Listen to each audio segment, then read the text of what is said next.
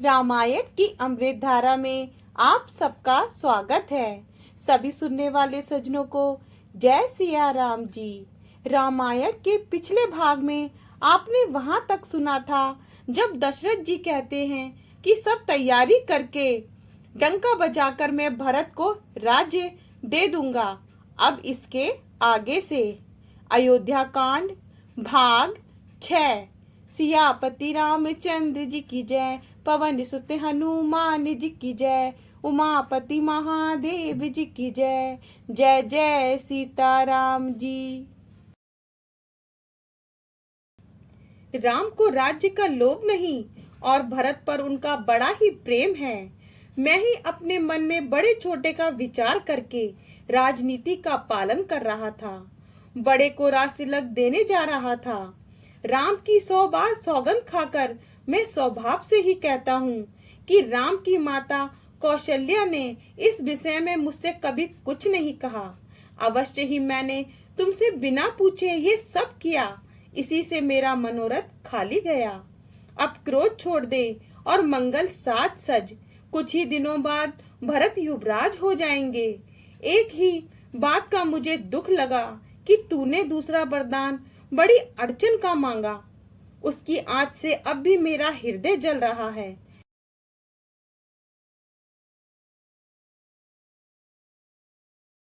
अथवा सचमुच ही वास्तव में सच्चा है। क्रोध को त्याग कर राम का अपराध तो बता। सब कोई तो कहते हैं कि राम बड़े साधु हैं। तू स्वयं भी राम की सराहना करती और उन पर स्नेह किया करती थी। अब ये सुनकर मुझे संदेह हो गया है कि तुम्हारी प्रशंसा और स्नेह कहीं झूठे तो न थे। दोहा। प्रिया हास रिस पर हरही, मांगू विचारी विवेकु। जेहि देखो अब नयन भरी, भरत राज्य अभिषेक। सियापति रामचंद्र जी की जय, भरत राज्य अभिषेक। सियापति रामचंद्र जी की जय।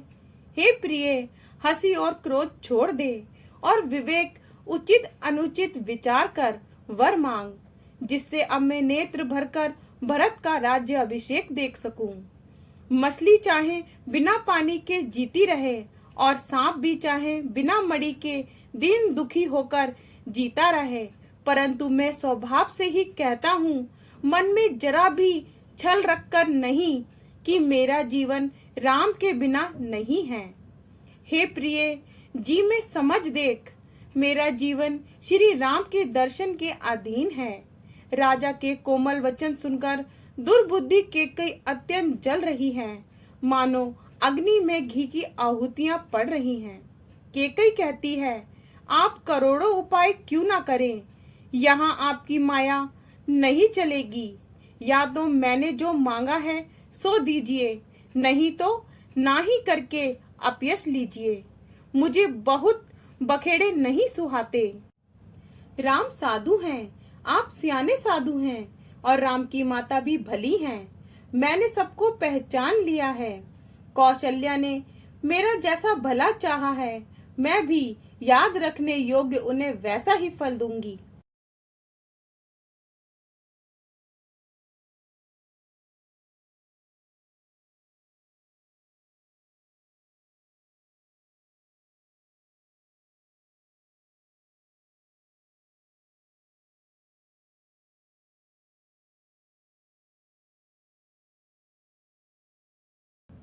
दोहा। होत प्रात मुनि वेश धरी, जो ना राम बन जाही। मोर मरनुरा उर अजस, नृप समुझिय मन माही। सियापति रामचंद्र जी की जय, नृप समुझिय मन माही। सियापति रामचंद्र जी की जय। सवेरा होते ही मुनि का वेश धारण कर यदि राम वन को नहीं जाते, तो हे राजन, मन में निश्चय समझ लीजिए कि मेरा मरना होगा और आपका अपयश।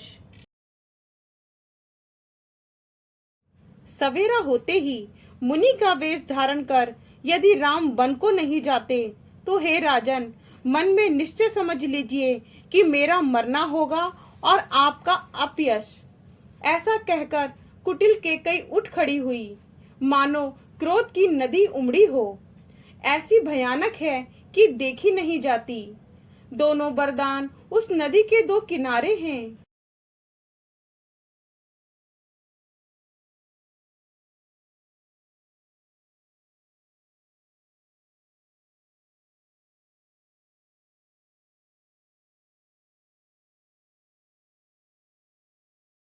केकई का कठिन हठ ही उसकी तीव्र धारा है और कुबरी मंथरा के वचनों की प्रेरणा ही भंवर है, जो राजा दशरथ रूपी वृक्ष को जड़ मूल से बहाती हुई समुद्र की ओर चली है। राजा ने समझ लिया कि बात सचमुच सच्ची है। स्त्री के बहाने मेरी मृत्यु ही सिर पर नाच रही है। चरण पकड़कर उसे बिठाकर विनती की कि तू सूर्य कुल के लिए कुल्हाड़ी मत बन। तू मेरा मस्तक मांग ले, मैं तुझे अभी दे दूं, पर राम के बिरह में मुझे मत मार। जिस किसी प्रकार से हो तू राम को रख ले, नहीं तो जन्म भर तेरी छाती जलेगी। दोहा। देखी बेआदि असाध निरपु, परे धरनी धनु माथ। कहते परम आरत वचन, राम राम रघुनाथ सियापति रामचंद्र जी की जय। राम राम रघुनाथ सियापति रामचंद्र जी की जय।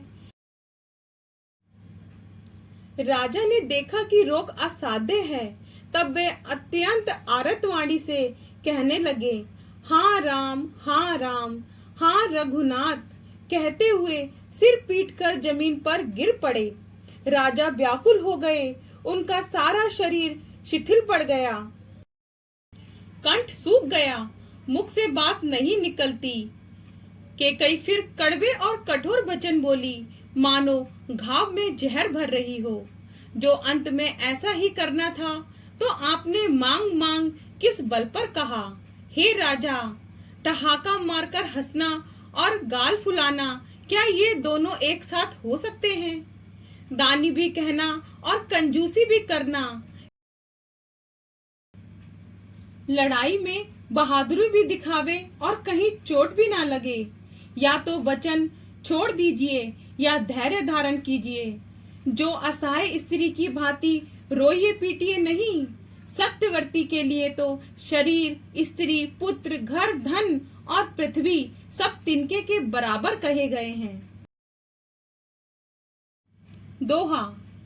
मरम बचन सुनि राउ कहे, कहु कछु दोषु न तोरे।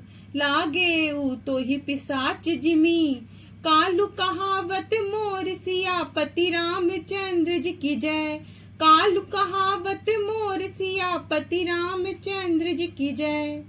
केकई के मर्म भेदी वचन सुनकर राजा ने कहा कि तू जो चाहे कह, तेरा कुछ भी दोष नहीं है। मेरा काल मुझे मानो पिशाच होकर लग गया है, वही तुझसे ये सब कहलवा रहा है। भरत तो भूल कर भी राजपद नहीं चाहते। होनहार वश तेरी ही जी में कुमत्ती आ बसी। ये सब मेरे पापों का परिणाम है, जिससे कुसमय में विधाता विपरीत हो गया। तेरी उजाड़ी हुई ये सुंदर अयोध्या फिर भली भांति बसेगी और समस्त गुणों के धाम श्री राम की प्रभुता भी होगी।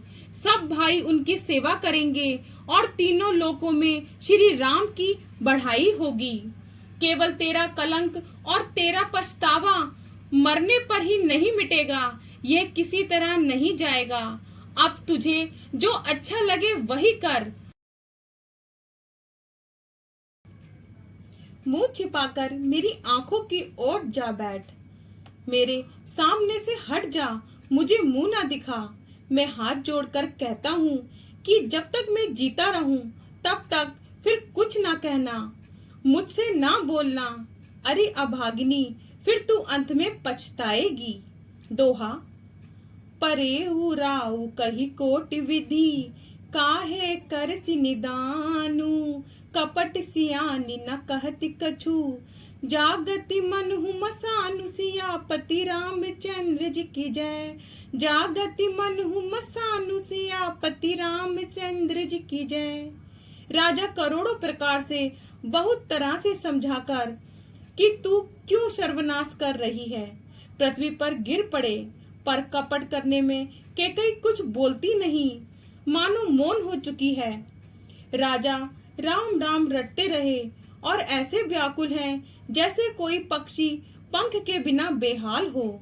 वे अपने हृदय में मानते हैं कि सवेरा ना हो और कोई जाकर श्री रामचंद्र जी से ये बात ना कहे। हे रघुकुल के गुरु सूर्य भगवान, आप अपना उदय ना करें। अयोध्या को देखकर आपके हृदय में बड़ी पीड़ा होगी।